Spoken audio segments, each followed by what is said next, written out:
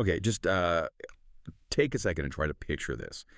These huge, vast open pits, maybe deep tunnels snaking way down underground. You've got these massive machines, like multi-story things, just carving through rock. And workers, sometimes hundreds of feet down, in environments that really push the limits. Limits of human endurance, limits of engineering. We're talking about mining. It's absolutely fundamental to our world today, but it's also one of the most high stakes, physically tough, and just inherently dangerous jobs out there. Getting it right isn't just like a nice to have. It's about safety, people's lives. It's about the environment and keeping those critical supply chains running for, well, everything from your phone to electric cars. The challenges are just immense. You've got this goal of zero harm for every single worker, which is huge. And then there are these staggering costs, operating and training people on equipment that costs millions, multi-millions. But what if, what if there was a way to fundamentally change that? Today, we're doing a deep dive into something pretty groundbreaking. It uses spatial AI, basically tech, that lets computers understand and interact with the physical world, in 3D and extended reality, or XR. XR is that umbrella term for things like virtual reality, augmented reality. And this isn't just about making small improvements. It's aiming for a total transformation in safety and productivity, and importantly, securing America's critical mineral supply right here at home. That's exactly it. So our mission for you today is really to get under the hood of EON Reality's digital mine platform. We're not just going to look at what this tech is, but really dig into why it's so critical right now for an industry like mining. We'll explore how it actually works to tackle these really complex problems, and importantly, the kind of impact it's already having. We're talking safety, costs, even national security. It touches all of it. Yeah, this deep dive is definitely for you, whether you're just fascinated by new tech or maybe you're curious about these huge, heavy industries that honestly most of us don't see day to day. Or maybe you just love a good story about innovation, solving really tough problems. So let's start unpacking this. Let's kick off with the why, because the pressures on the U.S. mining industry right now, it's this really fascinating and frankly kind of daunting mix. You've got economics, worker safety, national importance, all bundled together. What's really driving the need for such a big change? Well, a really key piece here, and it's often sort of missed, is the national security imperative. Think about America's leadership in areas like semiconductors, EVs, clean energy. It all hinges on having a secure supply of critical minerals. Most people just don't make that connection, how much our modern tech relies on what comes out of the ground. So that reliance creates this really strong push, this mandate for expanding and securing our own domestic mining. And that means we need operations here that are not just more efficient, but fundamentally safer. We need them right here within our borders. Right, and that ties straight into what the industry calls the zero harm cultural foundation. I mean, just try to imagine working somewhere where one slip up, one mistake could have absolutely catastrophic consequences. Mines are just extreme places. We're talking about colossal machines, some costing, more than a small town's budget. An error there could mean terrible injury or worse.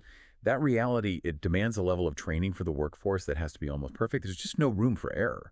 And the pressure of that, the psychological side, must be immense. And that brings up a critical question, doesn't it? How do you get that perfection level training without actually putting people and that incredibly expensive equipment at risk? Because the traditional ways, well, they come with these staggering massive equipment training costs. Take training operators on, say, a haul truck. That piece of kit alone can be $5 million. Or an excavator, maybe $20 million plus. Training isn't just about the instructor's time. These things drink fuel 50 gallons an hour, sometimes more, per machine. And yeah, that includes when you're just training. Then there's the wear and tear on these multi-million-dollar assets, plus the constant risk of accidents when a novice is learning. Let me give you a concrete number from the sources we looked at. Training just 50 haul truck operators, maybe 100 hours each. At 50 gallons an hour, let's say fuel is $4 a gallon. That comes out to $1 million just in fuel annually. Just for training those 50 people. That's a huge hidden cost that often just gets, absorbed. Wow, $1 million just for fuel for training. Yeah, that's staggering when you put it like that. And then you pile on the logistics.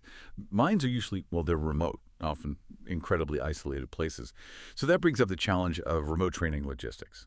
Imagine trying to get a top expert, maybe from a city like Phoenix, out to a remote mine in Alaska in winter, just to show someone how to do a complex repair. The travel costs, the accommodation costs, which are often high in those areas, and just the sheer difficulty of giving everyone consistent, high-quality training across these huge distances. It's a massive hurdle. And if we connect this to sort of the human element, we're also staring down what people are calling a knowledge transfer crisis. You've got this whole generation of incredibly experienced miners, the folks who really get the nuances, the feel of the machines, the ground, the retiring, fast. And they have decades of this invaluable tacit knowledge.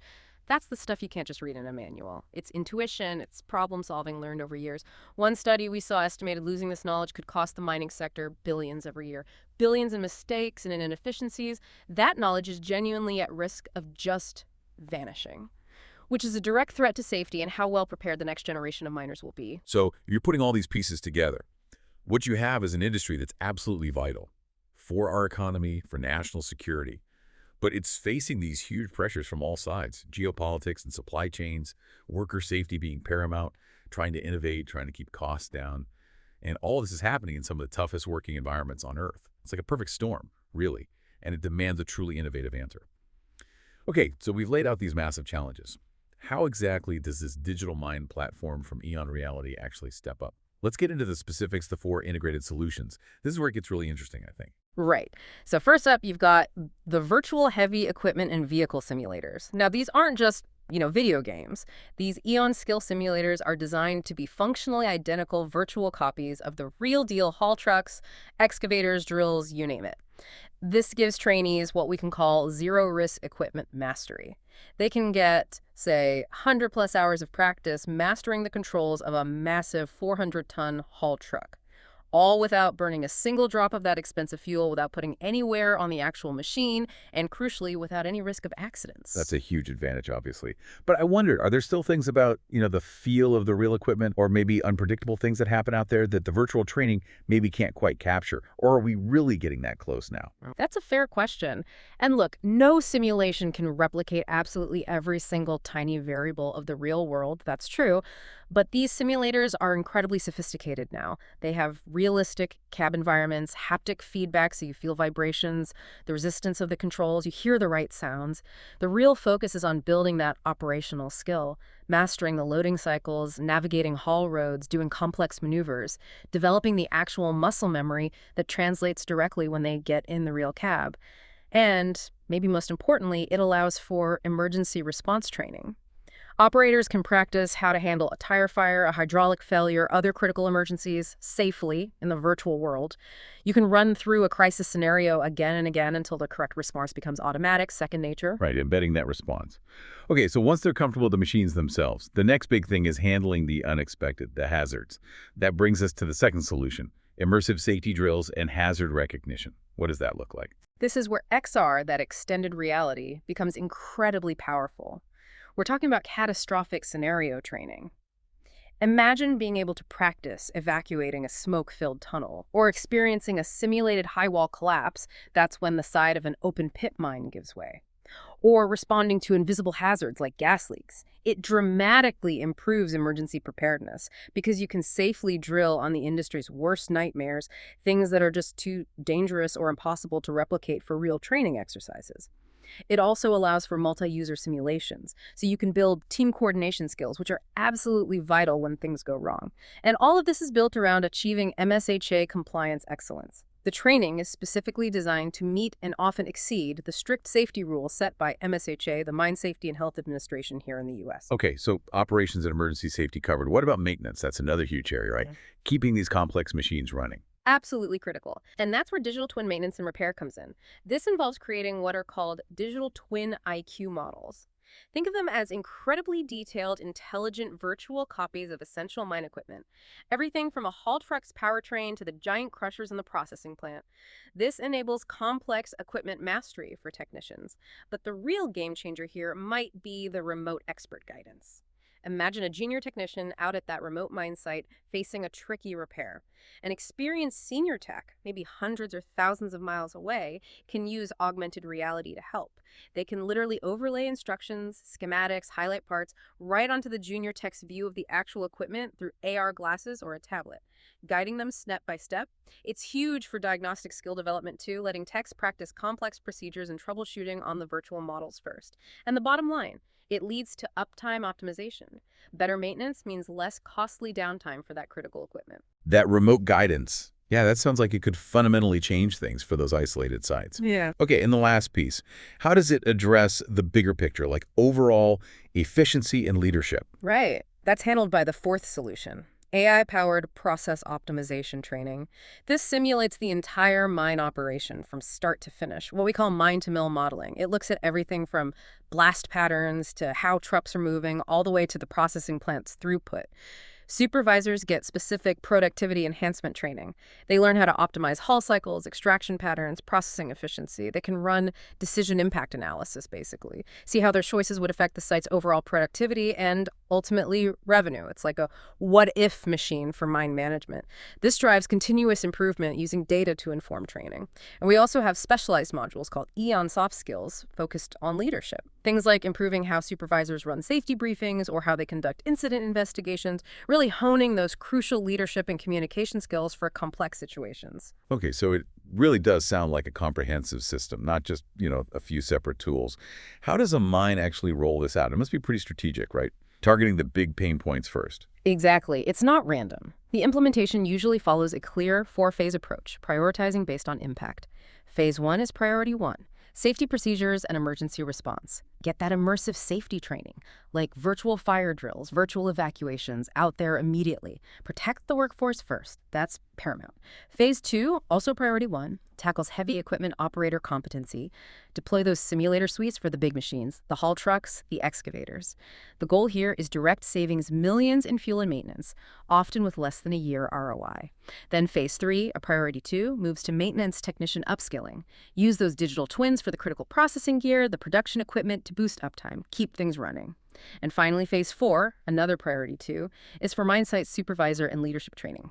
Use those EON soft skills modules to make leaders more effective, especially around safety communication and incident handling. Okay, that phased approach makes sense. Now let's do that transformation comparison, before versus after. This is where you really see the difference, I think. So, equipment training. You go from, say, 100 hours burning 50 gallons an hour on real machines to potentially 80% of that training happening virtually, with zero fuel costs and zero wear and tear on the actual equipment. It's a night and day difference.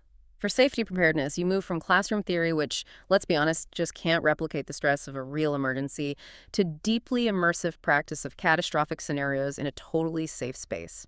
Remote training completely changes. From incredibly expensive expert travel and sometimes inconsistent training to standardized, top-quality virtual training deployable anywhere in the world instantly. And that huge issue of knowledge preservation. You go from watching decades of experience walk out the door with retirees to using AI-powered systems to actually capture that invaluable tacit knowledge, making it interactive and available for the next generation.